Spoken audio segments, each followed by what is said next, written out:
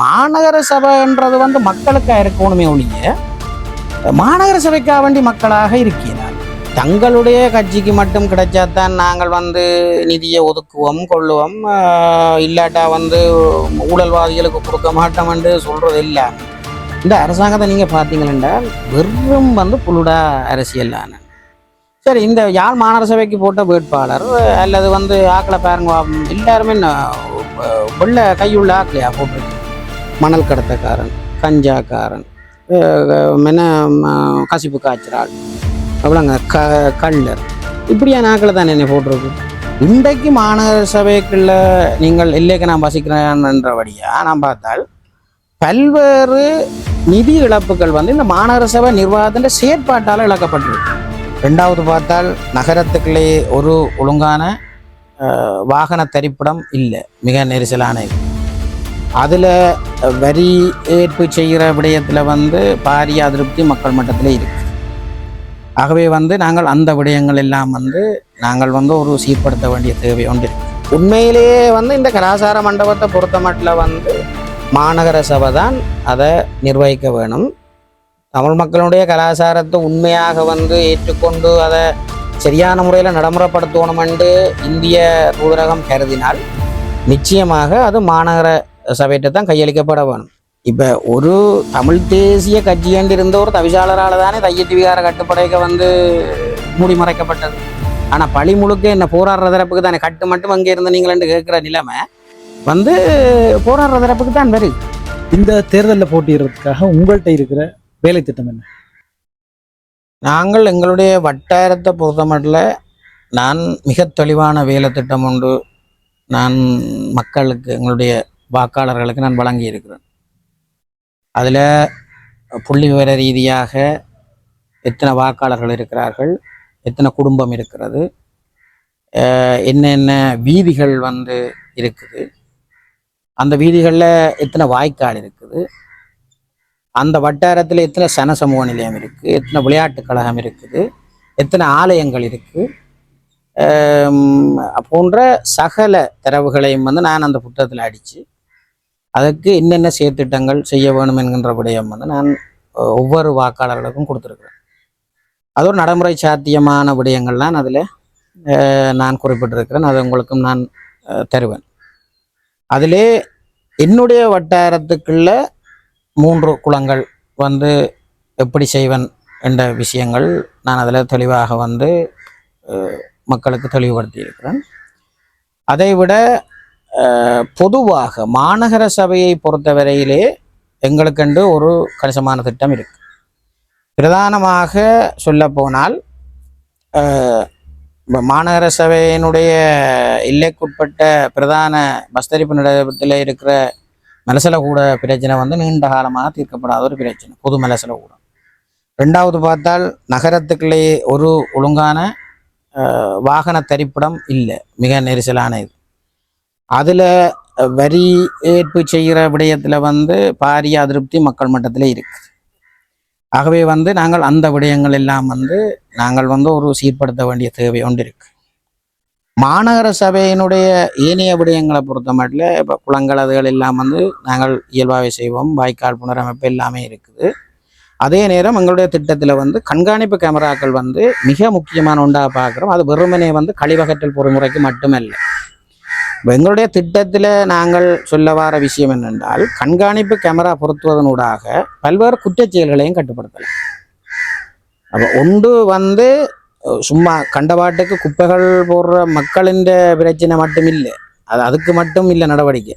கண்காணிப்பு கேமரா ஒன்று இருந்தால் ஒரு குற்றச்செயல் சட்டவிரோத செயல்களில் எந்த கோணத்தில் அவர்கள் ஈடுபட்டாலும் அது எங்களால் கண்காணிக்கப்படுற இடத்துல நாங்கள் எங்களால் சட்ட நடவடிக்கை மேற்கொள்ளக்கூடிய குற்றமாக இருந்தால் நாங்கள் சட்ட நடவடிக்கை மேற்கொள்ளலாம். எங்களை தாண்டிய ஒரு மிக மோசமான ஒரு சட்ட நடவடிக்கை இருந்தால் அது உரிய தரப்பட்ட கையளிக்கணும்.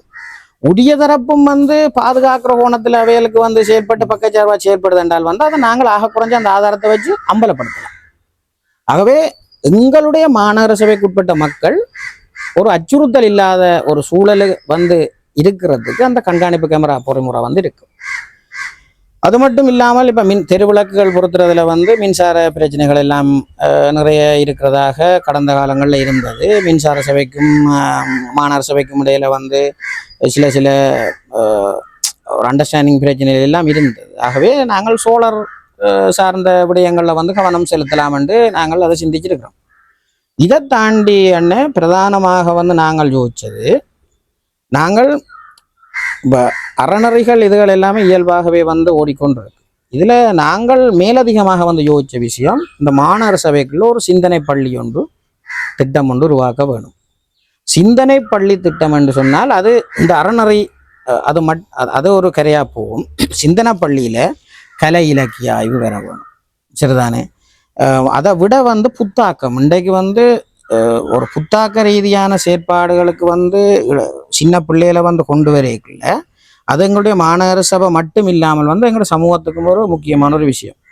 புத்தாக்கம்ன்றது நீங்கள் பார்த்தீங்கன்னா இன்றைய பள்ளிக்கூடத்தில் வந்து சாதாரணமாகவே புத்தாக்க செயற்பாடுகள் தொடர்பாக போட்டியலே இருக்கு. இப்போ நாங்கள் அதுக்கு தயார்படுத்துகிற விதமாக மாணவர்கள் இப்போ கலைத்திட்டத்தை நீங்கள் பார்த்தீங்கன்னா அது ஒரு குறிப்பிட்ட வரையறைக்கு மட்டும்தானே இருக்கு. அப்போ சில மாணவர்கள் வந்து எக்ஸ்ட்ரா ஒன்னரியாக வேறு வேறு துறைகள் எல்லாம் இருப்பினும் அப்போ அது சிந்தனை பள்ளி திட்டத்தினூடாக வரலாம். அப்போ இது எப்படி எங்களுக்கு வந்து இந்த திட்டம் வந்து செய்யணும் என்று நாங்கள் யோசிக்கிறோம் என்றால், நான் நினைக்கிறேன் கிரேக்கத்தில் மறுமலர்ச்சி காலத்தில் நீங்கள் பார்த்தீங்கன்னா, ஐரோப்பிய மறுமலர்ச்சி காலத்தில் நீங்கள் பார்த்தீங்கன்னு சொன்னால் ஸ்கூல் ஆஃப் எதன்ஸ் என்று சொல்லி வந்து ஒரு ஓவியம் ஒன்று ரஃபாயலால் வந்து வரையப்பட்ட ஒரு மிக பிரபல்யமான ஒரு ஓவியம். அதை நீங்கள் பார்த்தீங்கன்னா அந்த ஸ்கூல் ஆஃப் எதன்ஸின் தீமே என்னன்னு சொன்னால், சோக்ரட்டிஸ், அரிஸ்டோட்டில், பிளேட்டோ, ஐன்ஸ்டீன், அந்த அப்படியான அவர்கள் எல்லாம் வந்து ஒன்று கூடி கணிதம் தொடர்பாக, விஞ்ஞானம் தொடர்பாக, கலை தொடர்பாக எல்லாருமே ஒன்று கூடி வந்து ஒரு கலந்துரையாடி ஒரு அந்த இதுகளை செய்கிற ஒரு தளமாகத்தான் அந்த ஸ்கூல் ஆஃப் எதன்ஸ் பாடசாலை அண்டு ஒரு தீமுக்குள்ள வந்து அந்த அதை கொண்டு வந்தது. அது யதார்த்தமாகவே அந்த மறுமலர்ச்சி காலத்தில் நடந்த ஒரு விஷயம். இப்போ இந்த செட்டப்புக்கு வந்து நாங்கள் சகல துறை சார்ந்தவர்களையும் வந்து இணைச்சி பயணிக்கல அந்த துறை சார்ந்த ஒரு ஒரு ஒரு புதிய சிந்தனையை வந்து கொண்டு வரலாம்ன்றது தேவை என்றது வந்து எங்களுடைய ஒரு பார்வையாக இருக்கு. அது இது ஒரு புறம் இருக்க, அடுத்ததுல நீங்கள் பார்த்தீங்கன்னு சொன்னால் சர்வதேச தரத்தில் வந்து போட்டி போடக்கூடிய ஒரு இண்டோர் ஸ்டேடியம் வந்து வடமாகாணத்திலே இல்லை. ஆகவே இண்டோர் கேம்ஸ் என்ற stadium, chess, carrom, badminton, table tennis இப்படி இருக்கிற இடத்துல நாங்கள் மாநகர சபை எல்லைக்குட்பட்ட ஒரு இடத்துல வந்து நாங்கள் ஒரு சர்வதேச தரத்துக்கு கிட்ட எங்களால் போயிலாட்டாலும் அதுக்கு ஈடு கொடுக்குற வகையில் நாங்கள் வந்து ஒரு இண்டோர் ஸ்டேடியம் வந்து செய்யலாம். அதுக்கு பெரிய இதில் இடம் மட்டும்தான் தேவை. அரசகாணியோண்டை எடுத்து வந்து நாங்கள் ஒரு சரியான சபையின் அனுமதியை பெற்று வந்து நாங்கள் அதை செய்யலாம். ஆகவே கிட்டத்தட்ட என்ன பொறுத்த மட்டும் வந்து 150 கோடிக்கு மேலே வந்து மாநகர சபையில் வந்து வருமானங்கள் இருக்குது. சம்பளத்துக்கு நாங்கள் பார்த்தா சரி ஒரு 75 கோடி போதென்றாலும் வருஷ இது எங்களை பொறுத்த மட்டும் ஒரு 75 கோடிக்கு மேலே வரும். நாங்கள் அதை சரியாக வந்து நாங்கள் வரியல் இதுகள் தொடர்பாக எல்லாம் நிர்வகித்தா வந்து எங்களுக்கு சரியான திட்டத்தை வரலாம். அது இப்போ காணாட்டாலும் வந்து 4 வருட ஆட்சி காலத்துக்குள்ள வந்து நாங்கள் அதை பகுதி பகுதியாத்திலும் செய்து முடிக்கலாம். இது ஒரு திட்டமாக இருக்குது. இன்னொன்று ஒரு போட்டி போடக்கூடிய வகையில் வந்து ஒரு ஸ்விம்மிங் பூல் ஒன்று கட்டாயம் வந்து மாநகர சபைக்கு இருக்க வேணும். அப்போ இந்த விடயங்கள் வந்து எங்களுடைய ஒரு திட்டமாக இருக்குது, சரிதானே? அப்போ இது ஒரு புறம் இருக்குது. இது புதிய திட்டங்களாக இருக்கு. இன்றைக்கு மாநகர சபைக்குள்ள நீங்கள் இல்லைக்கு நான் வசிக்கிறேன்றபடியாக நான் பார்த்தால் பல்வேறு நிதி இழப்புகள் வந்து இந்த மாநகர சபை நிர்வாகத்தின் செயற்பாட்டால் இழக்கப்பட்டிருக்கு. இப்போ நீங்கள் பார்த்தீங்களென்றால் ஒரு வீடு வந்து பிளானை அங்கே பாஸ் பண்ணி இங்கே வந்து வீடை கட்டினால் வீடு கட்டேக்குள்ள பிளானில் இருக்கிற மாதிரியே வந்து கட்டடம் அமையாது. அதுதான் யதார்த்தம். அதில் ஏதோ ஒரு சின்ன மாற்றங்கள் இருக்கும். ஆனால் இந்த சின்ன மாற்றங்கள் இருக்கிற இடத்துல வந்து சிஓசியை வந்து மாநகர சபை பாஸ் பண்ணார். அப்போ இந்த சின்ன மாற்றத்துக்காக வேண்டி என்ன செய்யணும் என்றால் திருப்ப நீங்கள் பிளானை கீற வேணும் என்று சொன்னால் ஒரு சாதாரண குடியிருப்பாளருக்கு எப்படி பார்ப்பாருன்னு சொன்னால் அவருக்கு ஒரு பிளான் கீறதுக்கு ஒரு கணிசமான தொகை ஒன்று போகுது. அப்போ ஒரு சின்ன ஒரு தவறுக்காக என்ன செய்யப்படுது, புதுக்க பிளானை கீறணும்னு சொல்ற இடத்துல அவர் என்ன செய்கிறாருன்னு சொன்னா வந்து சிஓசி தானே கிடைக்க இல்லை. சிஓசி என்னத்துக்கு தேவை? பேங்க் லோனுக்கு தேவை, மற்ற ஏனைய நிதி இதுகளுக்கு ஏற்பாடு செய்யறது தேவை. அப்ப அது வார நேரம் பாப்பமண்டு ஓட்டு என்ன செய்யறாருன்னு சொன்னால் அவர் சிஓசியை வந்து பாஸ் பண்ணாததால சோழ வரி அவருக்கு என்னத்துக்கு எதுக்கு வருது? வெறும் நிலத்துக்கு தான் வருது. அப்ப இந்த இழப்பு வந்து யாருக்கு இழப்பு? மாநகர சபை என்ற வரியில தான் இழப்பு வருது. அப்ப மாநகர ஒரு வீட்டுக்கு ஒரு சோழ வரி சும்மா உதாரணத்துக்கு 1000 ரூபாய் எடுபடுதுன்னு சொன்னால் வெறும் நிலத்துக்கு வந்து 10 ரூபாய் 20 ரூபா தான் எடுபட போகுது. அப்ப 10 வருஷம் அந்த அவர் பிளானை வந்து கொடுக்காம அவர் அந்த நிலத்திலேயே வந்து இருக்கிறாருன்னு சொன்னால் 10,000 ரூபா வந்து மாநகர சபைக்கு நட்டம். ஆனா 10 வருஷத்துக்கு இவர் வந்து வரி எவ்வளவு கட்ட போறார்? சோழ வரி 200 ரூபா 300 ரூபா தான் கட்ட போறார். அப்ப ஆகவே இந்த அடிப்படையில வந்து எங்களுடைய திட்டம், நாங்கள் ஆட்சி அமைத்து 3 மாத காலத்துக்குள்ள நடமாடும் சேவைகளூடாக சரிதானே மக்களுக்கும் சிரமம் இல்லாமல் மாநகர சபைக்கு நட்டம் இல்லாமல் ஒரு பொறிமுறை உருவாக்கப்பட்டு தீர்வு காணப்படும். ஆகவே அங்க ஒரு சின்ன ஒரு திருத்தத்தோட இது மாற்றி அமைக்கப்பட்டான்னு சொல்லி வந்து கொடுக்கறதுல என்ன பிரச்சனை இருக்கு? ஒரு பிரச்சனையும் இருக்கு. ஏன்னா கடந்த காலங்கள்ல வந்து அப்படி நடந்திருக்கு. அப்ப இது வந்து எங்களை பொறுத்த மட்டும் வந்து இது ஒரு மக்களுக்கு சங்கடப்படுத்துற விதியமா இருக்கல. அது மாநகர சபைன்றது வந்து மக்களுக்காக இருக்கணுமே ஒழிய மாநகர சபைக்காக வேண்டி மக்களாக இருக்கல. இது எங்களுடைய ஒரு பிரதானமான ஒரு குறிக்கோளா இருக்கு. உள்ளூராட்சி சபை தேர்தல்களில் போட்டியிடுவதன் ஊடாக அந்தந்த பிரதேசங்களை, நகரங்களை, மாநகர சபைகளை அபிவிருத்தி செய்யலாமே தவிர தேசிய அரசியலை செய்ய முடியாது என்ற ஒரு விமர்சனம் இருக்கு. இதை எப்படி பாக்குறீங்க? இதுல நான் முற்று முழுதாக வந்து அந்த கருத்தோட வந்து நான் உடன்பட போறதே இல்லை. எங்களுடைய அரசியலை நாங்கள் முதல் விளங்கிக் கொள்வோம். நாங்கள் சிங்கள பௌத்த பீர்ணவாத ஆக்கிரமிப்புக்குள்ள நின்று அடிபட்டு போற ஒரு சிறப்பாக தான் இருக்கிறோம். இது தென்னிலங்கை மாதிரி ஒரு கட்சிகளுக்கு இடையிலான போட்டி அரசியல் இல்லை.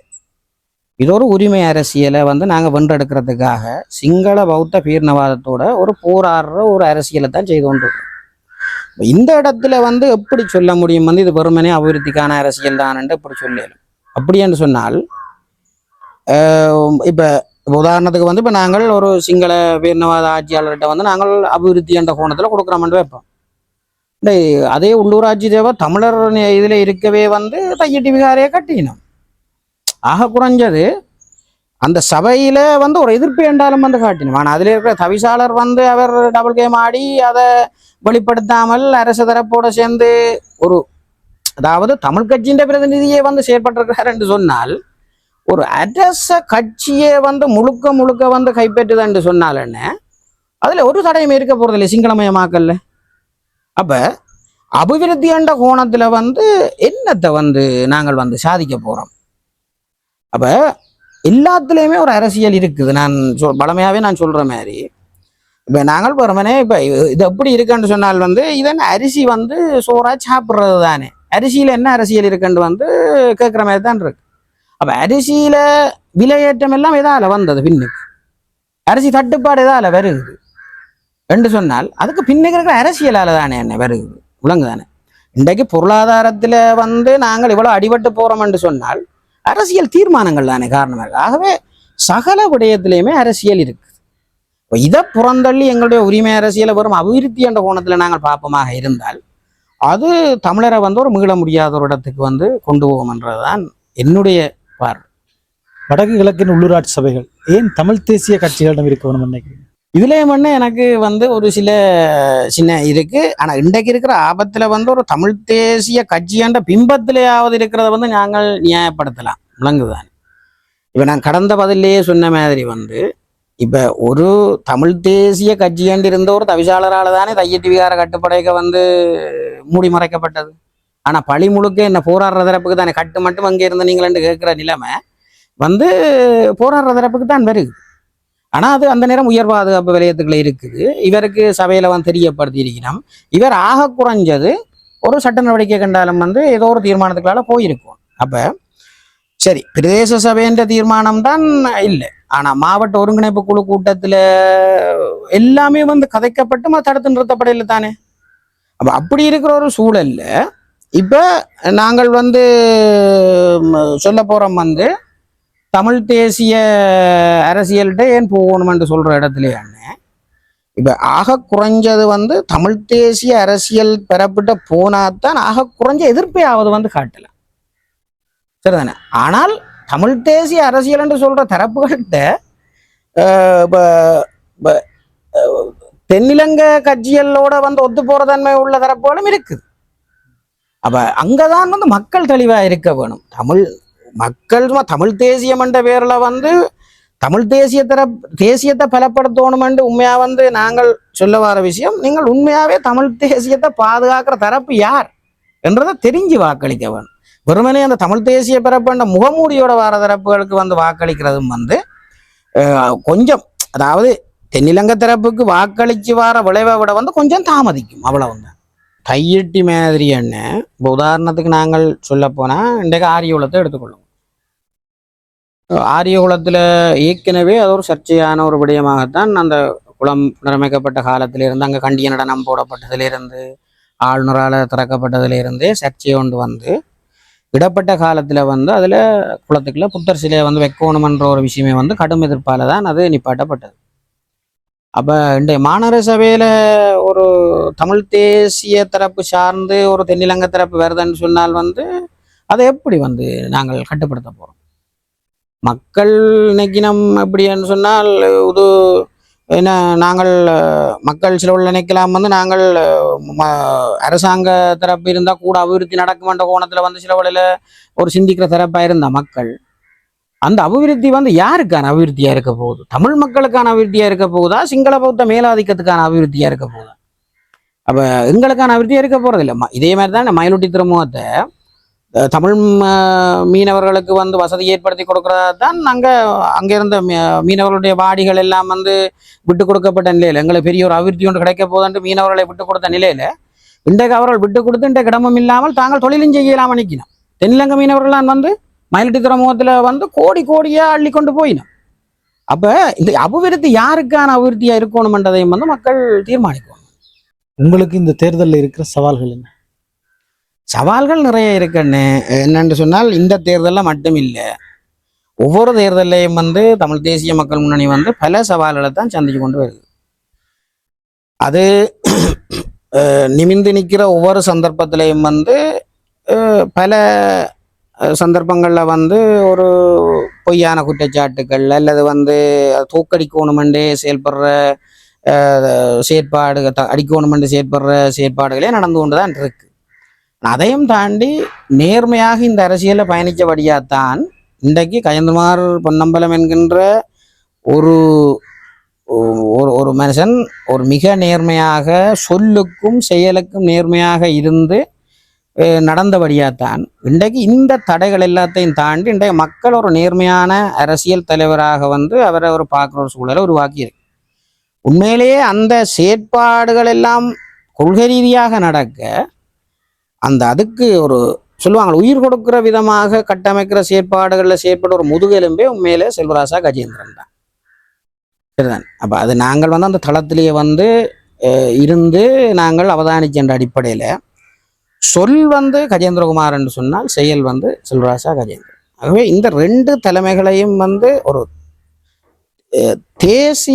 தமிழர் தேசிய அரசியலில் வந்து பலப்படுத்த வேண்டிய தேவை எங்களுக்கு இருக்கு. அதுக்காக பல சவால்கள் இருக்குது. அந்த சவால்களை தாண்டி நாங்கள் பயணிச்சே ஆகணும். இப்போ நீங்கள் முதல் சொன்ன பதிலில் சட்டவிரோத கட்டடங்கள் பற்றிய விஷயங்களும் வருது. ஏற்கனவே ஆளுநர் சொல்லிவிட்டு சட்டவிரோத கட்டடங்களை இடிக்கணும். உங்களுடைய பார்வையில் சட்டவிரோத கட்டடங்களை இடிச்சு அழிக்க முடியுமா? இடிச்சு அழிக்க முடியுமா இல்லையான்ற கேள்விக்கு வந்து இடம் இருக்க இயலாது. இடிச்சு அழிக்கத்தான் வேணும் சட்டவிரோத கட்டடம். அதாவது நீங்கள் பாருங்க என்னென்றால், இது ஒரு இனிமேற்பட்டு இப்படி ஒரு சட்டவிரோத அமைப்பு நடந்தால் அதுக்கு இந்த முடிவுதான் விளைவு என்ற விஷயம் முன்னுதாரணமாக வரும். கட்டினதுக்கு பிறகு இடிக்கலான்ற ஒரு தீர்மானத்துக்குத்தான் நாங்கள் எல்லாரும் பெற போகிறோம் என்று சொன்னால் அவங்க எப்படி பார்ப்பாங்களன்னு சொன்னால், இதை எவ்வளோ ரிஸ்க் எடுத்தும் கட்டுவோம், கட்டினா அப்புறம் இடிக்கலாது தானே, ஆகவே நாங்கள் கட்டி கொண்டே இருப்போம், அது எவ்வளோ கூப்பாடும் போடட்டும் சத்தமும் போடட்டும், நாங்கள் கட்டுவோம், கட்டினதுக்கு பிறகு வந்து அது இடிக்க கேட்டால் சொல்லுவோம் அதே நீ இடிக்கலான்டா. அப்போ எப்போ கட்டுப்படுத்த போகிறோம், எப்படி கட்டுப்படுத்த போகிறோம்? அப்போ இப்போ சாதாரணமான ஒரு வீட்டில் சட்டவிரோதமாக முன்னுக்கு மதில கட்டினாலே வந்து அனுமதிக்கலாமோ? அது இடிக்கத்தானே சொல்றோம். அப்ப ஆலயமண்ட பேரில் அது ஆலயம் அல்ல, ஆக்கிரமித்து வாரது ஆலயம் அல்ல. ஆலயமண்ட பேரில் ஒரு ஆக்கிரமிப்பின் அடையாளமாகத்தானே வந்து பௌத்த மதம் வந்து எங்களுக்கு தமிழர் மீது திணிக்கப்படுது. ஆகவே அந்த சட்டவிரோத கட்டடங்கள் இடிக்கப்பட்டே ஆக வேணும். அது மட்டும்தான் எதிர்காலத்தில் ஒரு அத்துமீறிய சட்டவிரோத கட்டடம் உருவாரத்துக்கு வந்து தடையை ஏற்படுத்துறதோட, சட்டவிரோத கட்டடம் ஒன்று அமைச்சால் இப்படித்தான் நடக்கும் என்ற விளைவை வந்து அவையில் எதிர்பார்க்கிற இடத்துல தான் அது மேலும் வந்து பரவாமல் அது இருக்கும். அதுதான் எங்களுடைய பார்வை. யாழ் மாநகர சபைக்குள்ள இந்திய கலாச்சார நிலையம் ஒன்று கட்டப்பட்டிருக்கு. அதுக்கு அடிக்கடி பேர் மாற்றப்பட்டிருக்கு.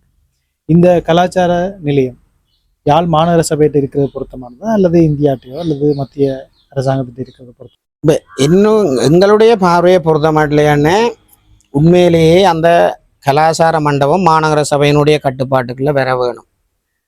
ஆனால் சொல்லப்படுற விடயம் என்னன்னு சொன்னால், அதை பராமரிக்கிறதுக்குரிய நிதி ஏற்பாடுகள் எதுவும் வந்து மாநகர சபைக்கு வந்து காணாதுன்னு தான் சொல்லப்படுது. அப்படி சொல்ற இடத்துல மத்திய அரசாங்கம் வந்து அதை பராமரிக்கிறதுக்கு ஒரு நிதி ஏற்பாடை வந்து செய்கிறதாகத்தான் முதல் ஒரு இணக்கம் ஒன்று காணப்பட்டு, அது மாநகர சபைக்கு கையளிக்கிறதாகவும் அதை வந்து நாங்கள் பராமரிக்கிற மாதிரி தான் அந்த திட்டங்கள் வந்து வகுக்கப்பட்டது. ஆனால் இப்போ மத்திய அரசாங்கமும் இந்திய தூதரகமும் தான் இணைஞ்சுதான் அந்த விஷயத்தை வந்து மாற்றி அமைக்கப்பட்டிருக்கு. ஏற்கனவே ஒப்பந்தம் ஒன்று இருக்கத்தக்கனையாக தான் மீறப்பட்டிருக்கு. அது உண்மையிலேயே வந்து இந்த கலாச்சார மண்டபத்தை பொறுத்த மட்டும் வந்து மாநகர சபை தான் அதை நிர்வகிக்க வேணும். தமிழ் மக்களுடைய கலாச்சாரத்தை உண்மையாக வந்து ஏற்றுக்கொண்டு அதை சரியான முறையில் நடைமுறைப்படுத்தணும் என்று இந்திய தூதரகம் கருதினால் நிச்சயமாக அது மாநகர சபையிட்ட தான் கையளிக்கப்பட வேணும். இங்கே உள்ள பிரச்சனை என்னென்றால் என்ன, மாநகர சபையில் கையளிக்கப்படணும் என்று சொன்னால் இன்றைக்கு தமிழ் கலாச்சாரத்தை வந்து பேணக்கூடிய தரப்புகள்லாம் மாநகர சபை ஆட்சியிலேயும் இருக்கவும். இப்போ மக்கள் அதை தெளிவாக வந்து விளங்கி கொள்ளணும். என்னென்றால் இப்போ தென்னிலங்கை சக்திகளுக்கு தான் அவையில் இப்போ சொல்லியிருந்தால் நாங்கள் கைப்பற்றுவோம், அவையெல்லாம் கைப்பற்றினோம் என்றால் மத்திய அரசாங்கத்திட்ட இருந்தால் என்ன, மாநகர சபையிட்ட இருந்தால் என்ன, ரெண்டும் மத்திய ஆக்கள்லாம். ஆகவே இங்கே உள்ள பிரச்சனை என்னென்னா மக்கள் தெளிவாக விளங்கிக் கொள்ளணும். இது யாரை நாங்கள் மாநகர சபைக்கு வந்து தெரிவு செய்ய வேணும்ன்றதெல்லாம் மக்கள்கிட்ட தெளிவு இருக்க வேணும். அது உண்மையிலேயே இப்போ நாங்கள் ஆட்சி அமைக்க முன்னம் அந்த நடைமுறை இதுகளை விளங்கி கொள்ளாமல்னே நான் இப்போ சும்மா நான் உசுப்பேத்துற விதமாக இதுகளை கதைக்கலாது. நடைமுறை சாத்தியங்களை விளங்கி கொண்டு எங்களை பொறுத்த மட்டும் வந்து அந்த மாநகர சபைக்குள்ள அந்த நிர்வாகம் வரக்கூடிய மாதிரி வந்து நாங்கள் சில பேச்சுவார்த்தைகளில் ஈடுபட்டு நாங்கள் அதை எடுக்கிறத பற்றி வந்து நாங்கள் முயற்சி செய்வோம்ன்றது தான் இப்போ என்னால் சொல்லக்கூடிய விஷயம். சமூக வலைதளங்களில் அண்மையில் ஒரு பதிவு பகிரப்பட்டிருந்தது. நீங்களும் பார்த்துருப்பீங்கள். தேசிய மக்கள் சக்தியினுடைய உள்ளூராட்சி சபை வேட்பாளர்களும் முன்னாள் நாடாளுமன்ற உறுப்பினர்களும் கூட அதை பகிர்ந்திருந்துச்சு. ஜனாதிபதி ஒரு இடத்துல சொன்னதாகவும், உள்ளூராட்சி சபைகள் வந்து தேசிய மக்கள் சக்தியின் கையில் இருந்தால் தான் அரசாங்கம் முழுமையாக நிதி ஒதுக்கும். அரசாங்க கட்சியை தவிர வேறு ஆட்களுக்கு மக்கள் வாக்களித்து உள்ளூராட்சி சபைகளில் அவை ஆட்சி அமைச்சு அரசாங்கத்திட்ட நிதி கிடைக்காது. இப்படி ஒரு ஆபத்து இருக்குன்ற மாதிரி சமூக வலைதளங்களில் உண்மையோ பொய்யோ தெரியா அப்படி ஒரு பகிரப்படுது. இதை பற்றி என்ன நினைக்கிறீங்க? உள்ளூராட்சி சபைகளை பொறுத்த மட்டும் மத்திய அரசாங்கத்தை மட்டும் நம்பி இருக்க வேண்டிய தேவையே இல்லை. உள்ளூராட்சி சபைகளில் வந்து கணிசமான வருமானங்கள் கிடைக்குது. யாழ் மாநகர சபையை பொறுத்த மட்டும் வந்து கணிசமான வருமானம் வந்து கிடைக்குது. அதுக்குள்ளேயே வந்து நாங்கள் வந்து பாரிய அளவிலான அபிவிருத்திகளை கொண்டு போகலாம். இது ஒரு புறம் இருக்கு. தங்களுடைய கட்சிக்கு மட்டும் கிடைச்சாதான் நாங்கள் வந்து நிதியை ஒதுக்குவோம் கொள்ளுவோம், இல்லாட்டா வந்து ஊழல்வாதிகளுக்கு கொடுக்க மாட்டோம் என்று சொல்றது எல்லாமே இந்த அரசாங்கத்தை நீங்க பார்த்தீங்களென்றால் வெறும் வந்து புலுடா அரசியல். சரி, இந்த யாழ் மாநகர சபைக்கு போட்ட வேட்பாளர் அல்லது வந்து ஆக்களை பாருங்க, எல்லாருமே வெள்ள கையுள்ள ஆக்களையா போட்டிருக்கணும். மணல் கடத்தக்காரன், கஞ்சாக்காரன், கசிப்பு காய்ச்சறாள், அவ்வளோங்க கள்ளர், இப்படியான ஆக்களை தானே என்ன போட்டிருக்கு. வேறு ஒரு மாகாணத்தில் வந்து அண்மை காலத்தை நீங்கள் பார்த்துப்பீங்க, கசிப்பு காய்ச்சற ஒரு வேட்பாளரை வந்து போலீஸ் பிடிச்சாண்டு. இன்றைக்கு வந்து சமூக வலைத்தளத்தில் போகுது. இங்கே எங்கேயோ ஒரு கார்நகரில் ஒரு மண் கடத்தின ஒரு ஆள் வந்து போலீஸ் கைது செய்து இன்றைக்கு யாழ்ப்பாணத்தில் நடக்கிற அன்றகுமார் திசநாயக்கன்ற கூட்டத்தில் பங்கு கொள்றதுக்காண்டி பிணையில விடுவிக்கப்பட்டிருக்கேன். அப்ப என்ன ஒரு அடிப்படையில வந்து ஒரு அறம் இருக்கத்தானே வேணும் சொல்ற ஒரு விஷயத்துல.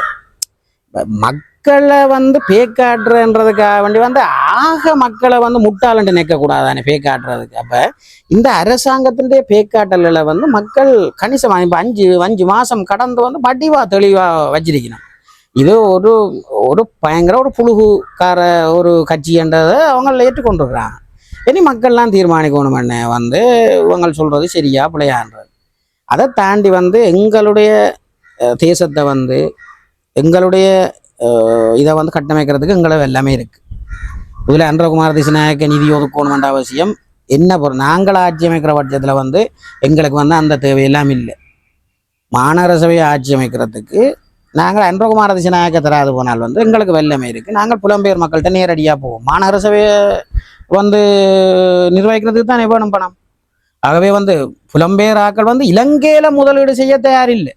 ஆனால் தமிழர் தேசத்தை வந்து சிங்கள பௌத்த ஆக்கிரமிப்பில் இருந்து பாதுகாக்கிறதுக்கும் தமிழர் தேசத்தில் வந்து எங்களுடைய மக்களுக்கு தமிழ் மக்களுக்கு தேவையான விடயத்தை செய்கிறதுக்கும் ஒரு காலம் வந்து புலம்பெயர் மக்கள் வந்து பின்னிற்க போகிறதில்லை. நாங்கள் புலம்பெயர் மக்கள்கிட்ட நாங்கள் நேரடியாக போவோம். நானே நேரடியாக போய் வந்து நான் திட்டங்களை வந்து வகுத்து கொண்டு போய் இந்தந்த திட்டத்துக்கு கேட்போம். புலம்பெயர் மக்கள் செய்வார்கள். இப்போ உதாரணத்துக்கு சொல்ல போனால் என்ன 30 வருஷம் இந்த போராட்டம் வந்து நின்று பிடிச்சிருக்குன்னு சொன்னால் அரசாங்கமாக கொடுத்தது வந்து ஒரு நிழல் அரசு இருக்கிறதுக்கு முழுக்க புலம்பெயர் மக்கள் தானே வந்து முப்படைகளும் இதுவும் கட்டியாண்டு இந்த இதுல சுய பொருளாதார கொள்கையில இருந்து வந்து இந்த இதை இலங்கைன்ற பொருளாதாரத்தை விட வந்து நிர்வகிக்கிற அளவுக்கு வந்து கட்டமைப்பை உருவாக்கினார். அரசாங்கத்தில் நிதி இல்லையா, புலம்பெயர் மக்கள்கிட்ட நிதி இல்லை. அதுல 100 பிரிச்சு ஒரு பங்கு காணுமண்ணே வந்து நாங்கள் வந்து அன்றகுமார திசநாயக்க தார காசை விட வந்து எங்களுக்கு கூட வரும். ஆகவே அந்த கட்டமைப்பு அதை வந்து செய்கிற துணிவு எங்கள்கிட்ட மட்டும்தான் இருக்கு. தமிழ் தேசிய மக்கள் முன்னணிட்ட மட்டும்தான் இருக்கு. ஆகவே மக்கள் இதை தெளிவாக விளங்கி கொண்டு அந்த ஆணையை வந்து வழங்க வேணும். நாங்கள் ஆட்சி அமைப்போம். ஆட்சி அமைக்கிற இடத்துல வந்து இந்த மாநகர சபை ஒரு பாரிய ஒரு மாற்றத்தை காணுமன்றது மட்டும் உத்தரவாதத்தை சொல்லலாம். நன்றி. இவ்வளவு நேரமும் இந்த நேர்காணலில் கலந்து கொண்டிருக்கிற தமிழ் தேசிய மக்கள் முன்னணியின் யாழ் மாநகர சபையின் முதன்மை வேட்பாளர் திரு திலீசன் ஆரோக்கியநாதன் அவர்களுக்கு நன்றி.